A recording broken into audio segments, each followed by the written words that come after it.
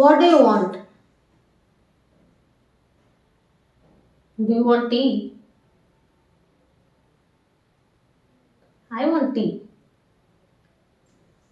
So want அப்படிங்கிறது தேவை அப்படிங்கிறது நம்ம எல்லாருக்குமே தெரியும். எனக்கு ஏதாவது வேணும் அப்படின்னா எனக்கு டீ வேணும் அப்படின்னா ஐ வாண்ட் டீ.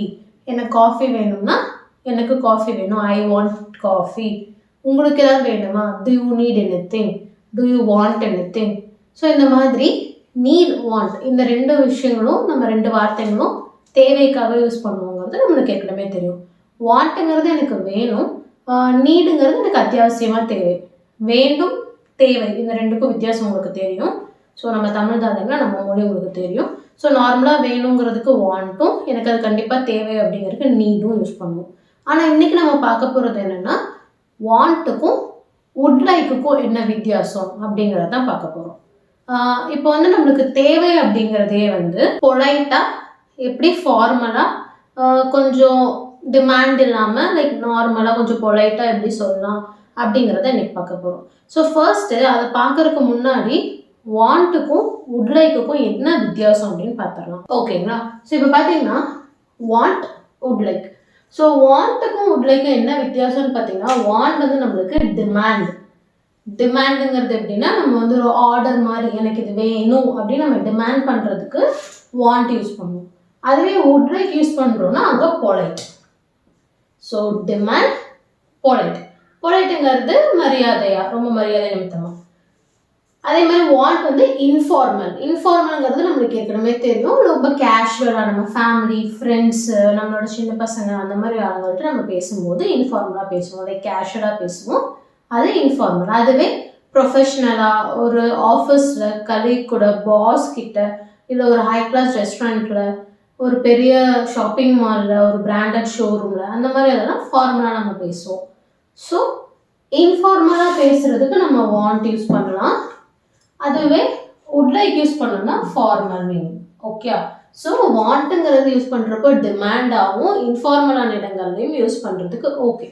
ஆனால் வுட் லைக் யூஸ் பண்ணோம்னா பொலைட்டுங்கிறது ரொம்ப மரியாதையாக, ஃபார்மலாக ப்ரொஃபஷனலான பிளேசஸில் யூஸ் பண்ணுறதுக்கு வுட் லைக் தான் கரெக்டு.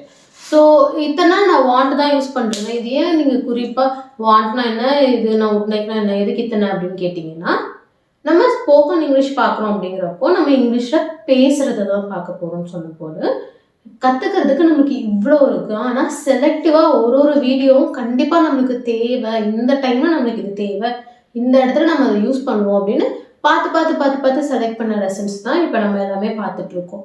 ஸோ இந்த வாண்ட்டுங்கிற ஒரு வார்த்தை நம்ம மோஸ்ட் ஆஃப் த பிளேசஸில் நம்ம யூஸ் பண்ணுவோம். ஒரு கடைக்கு டீ குடிக்க போனால் கூட ஆனால் எனக்கு டீ வேணும் அப்படின்னு நம்ம சொல்லுவோம். கரெக்டாக? ஸோ எனக்கு வேணும் இது அப்படி, என்னோட தேவை இது அப்படிங்கிறத ஒரு நாளில் ஒரு தடவையாவது நம்ம இங்கே வேணாலும் யூஸ் பண்ணிடுவோம். காலையில் எழுந்திரிச்சு அம்மா கிட்ட பிரேக்ஃபாஸ்ட் வேணும்னு கேட்குறது வரைக்கும், ஃப்ரெண்டு கிட்ட பணம் கேட்குற வரைக்கும் எல்லாத்துக்குமே வேணுங்கிற வார்த்தை நம்ம யூஸ் பண்ணுறது தான். ஸோ அதே நம்ம இங்கிலீஷில் பேசும்போதும் எந்த லாங்குவேஜில் பேசினாலும் வேணும்னு கேட்க வேண்டிய சூழ்நிலைகள் ஒன்றா தான் இருக்கும். ஸோ அதனால் நம்ம இங்கிலீஷ்லேயுமே அதை பார்த்துடுறோம். ரெகுலராக யூஸ் பண்ணுறோம், ரிப்பீட்டடாக யூஸ் பண்ணுறோங்கிறதுனால இதை இங்கிலீஷில் பார்க்குறோம். அண்ட் இது நம்மளுக்கு யூஸ்ஃபுல்லாக இருக்கும், கண்டிப்பாக யூஸ் பண்ணணும் அப்படிங்கிற டாபிக். ஓகே? ஸோ இப்போது வாண்ட்னா பொலைட் இல்லை, ஃபார்மல் இல்லை அப்படின்னு நம்ம பார்த்துட்டோம். ஸோ இப்போது எக்ஸாம்பிளுக்கு சென்டென்சஸ் எப்படி ஃப்ரேம் பண்ணலாம், ஏன்னா வாண்ட்டுங்கிறத யூஸ் பண்ணி ஐ வாண்ட் டீ சிம்பிளாக சொல்லிடலாம். அதே வுட் லைக்னா எப்படி ஃப்ரேம் பண்ணும் அப்படின்னு ஒரு டவுட் வரும். ஸோ அதுக்கான சென்டென்சஸ் என்ன நம்ம பார்த்துடலாம். சரிங்களா? இப்போ எக்ஸாம்பிள்ஸ் பார்க்கலாம். ஓகேங்களா? So example 4 type of examples பார்க்கலாம். ஃபர்ஸ்ட் டைப் வந்து ஒரு சென்டென்ஸ், ஐ வாண்ட் டீ, எனக்கு டீ வேணும். இப்படி சொல்கிறது ரொம்ப டிமாண்டிங்காக, எனக்கு டீ கொடு அப்படின்னு. இந்த 60s 70s ஹஸ்பண்ட்ஸ் எப்படி ரொம்ப டிமாண்டிங்காக இருப்பாங்க, ஒய்ஃப் வந்து இப்படி இருப்பாங்க இல்லைங்களா, ஹஸ்பண்ட் வந்து எனக்கு இது கூட ஏய் ஏய் ஏய் அப்படின்ட்டு பேசுவாங்க. இப்போ மோஸ்ட்லி நம்ம யாரும் அப்படி இல்லை. ஸோ அந்த மாதிரி டிமாண்ட் பண்ணுற நுழைஞ்சனத்தை எனக்கு இது கொடுக்கணும், சாப்பிட உட்கார்றதுக்கு 1 மணி ஆனால் எனக்கு ஷார்ப்பாக இது வந்துடணும், அந்த மாதிரி இன்னும் அந்த ரொம்ப டிமாண்டிங்காக லைக் ராஜா, நான் தான் ராஜா, நீங்கள் தான் எனக்கு வந்து அடிமைகள், அந்த மாதிரி ட்ரீட் பண்ணுற மாதிரி ஆளுங்க யூஸ் பண்ணுறது தான் வாண்ட். ஸோ ஒரு வாண்ட்டுங்கிற வார்த்தைக்கு இப்படி நான் அடிமையாக்குற அளவுக்கு எங்களை சொல்கிறீங்களே அப்படின்னு நீங்கள் நினைக்காதீங்க. ஸோ அப்படி யூஸ் பண்ணால் அது அவ்வளோ டிமாண்டிங்காக இருக்கும் அப்படின்னு எக்ஸாம்பிளுக்கு சொல்கிறேன். அதுக்காக நீங்கள் நான் அப்படின்னு நான் சொல்லலை. ஏன்னா நம்மளுமே நம்ம வாண்ட் நிறையா யூஸ் பண்ணிகிட்ருப்போம் இல்லைங்களா. ஸோ நான் என்ன சொல்கிறேன்னா, ரெகுலராக யூஸ் பண்ணுற வார்த்தை அதை வந்து கொஞ்சம் பொலைட்டாகவே யூஸ் பண்ணி பார்ப்போமே, இன்னும் கொஞ்சம் ஹியூமனாக இருக்குமே அப்படிங்கிறதுக்காக சொல்கிறேன். நம்மளுக்கு தெரிஞ்சோ தெரியாமையோ வாண்ட் யூஸ் பண்ணிருக்கோம். ஸோ இப்போ தெரிஞ்சு வுட் லைக் யூஸ் பண்ணுங்க அப்படிங்கிறதுக்காக சொல்கிறேன். Okay. So I want tea அப்படிங்கிறத ஐ வுட் லைக் டீ, இந்த வாண்ட்டுக்கு பதிலாக would like, I would like tea. So டீயா காஃபியா அப்படின்னு கேட்கும்போது எனக்கு டீ வேணும், ஐ வாண்ட் டீ அப்படின்னு சொல்கிறதுக்கு பதிலாக ஐ வுட் லைக் டீ அப்படின்னு சொல்லி பாருங்க. ஓகே. டீக்கு மட்டும் இல்லை, எதுக்காக இருந்தாலும். அடுத்தது கொஸ்டின், ஏதாவது ஆஃபர் பண்ணுற போது, அதாவது ஏதாவது கொடுக்குறப்போ, இப்போது அதாவது உங்களுக்கு டீ குடிக்கிறீங்களா, நீங்கள் உங்களுக்கு தண்ணி கொண்டு வரவா, உங்களுக்கு ஏதாவது வேணுமா, அந்த மாதிரி கேட்போம் இல்லைங்களா. ஸோ அதுக்கு do you want a pizza, பீட்சான்னு எழுதியிருக்கேன். மேபி நீங்கள் do you want water, do you want coffee, do want ice cream எதுவும் வச்சுக்கலாம். ஸோ நான் எக்ஸாம்பிளுக்கு do you like boring example, regular example வேண்டாம் எடுத்தேன். Do you want a pizza அப்படின்னு கேட்குறப்போ இதில் கவனிச்சிங்களா, பீஸா அப்படின்னு நான் ப்ரொனவுன்ஸ் பண்ணல, பீட்சா, பீட்சா PITZA மாதிரி ப்ரொனவுன்ஸ் பண்ணுறேன். ஸோ இது வந்து ப்ரொனவுன்சியேஷன். இது வந்து பீஸா அப்படின்னு நம்ம ப்ரொனவுன்ஸ் பண்ண மாட்டோம், பீட்சா அப்படின்னு ப்ரொனவுன்ஸ் பண்ணுவோம். ஓகே, ஜஸ்ட் ஒரு tip. Okay, so back to lesson. Do you want a pizza அப்படிங்கிறப்போ அப்படி நீங்கள் கேட்கறதுக்கு பதிலாக would you like a pizza. So do you வாண்ட்டுக்கு பதிலாக would you like. So do want அந்த ரெண்டுக்கும் பதிலாக வுட் லைக். ஓகே, யூ அப்படியே தான் இருக்கு. Do you want, would you like. So do you want a pizza, would you like a pizza. Okay. So ஏதாவது கொடுக்கும்போது நம்ம இப்படி கேட்டு பாருங்க, லைக் இன்னும் கொஞ்சம் மரியாதையாக இருக்கும், இன்னும் கொஞ்சம் ஃபார்மலாக இருக்கும். வீட்டுக்கு யாராவது வந்தாங்கன்னா கூட தண்ணி குடிக்கிறீங்களா அப்படின்னு நம்ம கேட்குறோம். அவங்கள்ட்ட வந்து தண்ணி வேணுமா அப்படின்னு கேட்க மாட்டோம், தண்ணி குடிக்கிறீங்களா அப்படின்னு கேட்போம். கரெக்டாக, அதுதான் டிஃப்ரென்ஸ். தண்ணி வேணுமானா டூ யூ வாண்ட் வாட்டர், தண்ணி குடிக்கிறீங்களா அப்படின்னா would you like. Okay, so வாண்ட்டுக்கும் வுட் யூ லைக்குக்கும் டிஃப்ரென்ஸ் பார்த்துக்கோங்க. அடுத்தது கொஸ்டின், ஏதாவது யாரையாவது இன்வைட் பண்ணுறதுக்குன்னா வீட்டுக்கு வாங்க அப்படி இன்வைட், அது மட்டும் கிடையாது. இப்போ வந்துட்டு எல்லாரும் ஒரு குரூப் ஃபங்க்ஷனில் இருக்கும், ஏய் நீ பாடுறியா, நீங்கள் பாடுறீங்களா, நீங்கள் ஆடுறீங்களா அப்படின்னா வா வந்து பாடுவா அப்படின்னு சொல்லுவோம் இல்லைங்களா. ஸோ அதுவுமே இன்வைட் தான்.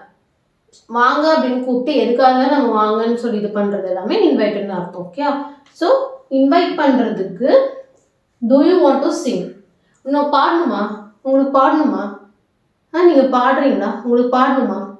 So do you want to sing, என்ன நீங்கள் பாடுறீங்களா, நீங்கள் பாடணுமா அப்படி கேட்கறதுக்கு பதிலாக would you like to sing, would you like to sing. இதே தான் நம்மளோட கொஸ்டின். ஆஃபர் பண்ணதுக்கும் இன்வைட் பண்ணுறதுக்கும் பெரிய வித்தியாசம் எதுவும். ஆஃபர் பண்ணுறதுங்கிறப்ப மோஸ்ட்லி சாப்பிட்ற விஷயமா இருக்கும், இன்வைட் பண்ணுறதுங்கிறப்ப ஏதோ செய்ய வேண்டிய செயல் பற்றி சொல்லிட்டு இருக்கோம். So do you want the பீஸாக்கும் டூ யூ வாண்ட் டு சிங்குக்கும் பெரிய வித்தியாசம் எதுவும் இல்லை. அதே மாதிரி வுட் யூ லைக் அ பீட்சாக்கும் வுட் யூ லைக் டு சிங்குக்கும் பெரிய வித்தியாசம் இல்லை. அதே தான். இந்த டூக்கும் வாட்டையும் எடுத்துட்டு would like. So would you like to sing, would you like a pizza, I would like tea. Okay. So இதெல்லாம் நம்ம ஒரு சென்டென்ஸோ ஒரு கொஸ்டின் கேட்குறப்போ யூஸ் பண்ணுறது. கஸ்டமர் சர்வீஸ் உங்களுக்கு தெரியும் இல்லைங்களா. கஸ்டமர் சர்வீஸுங்கிறது நம்மளுக்கு கால் பேசும்போது இருக்கும் இல்லையா, அது மட்டும் இல்லை. இப்போ எக்ஸாம்பிளுக்கு ஏர்டெல் நெட்ஒர்க் நம்மளுக்கு திடீர்னு ஒர்க் ஆகலை, நம்ம ரீசார்ஜ் பண்ணியுமே நம்மளுக்கு ஒர்க் ஆகுது அப்படிங்கிறப்ப நம்ம என்ன பண்ணுவோம், கஸ்டமர் சர்வீஸ் கால் பண்ணுவோம். இப்போ ஒரு ஹோட்டலில் ரூம் எடுத்து தங்கியிருக்கோம், நம்மளுக்கு வந்து ஹாட் வாட்டர் வரல அப்படின்னா கஸ்டமர் சர்வீஸ் கால் பண்ணுவோம். ஸோ இந்த மாதிரி like reception people customer service பண்ணுறோம்.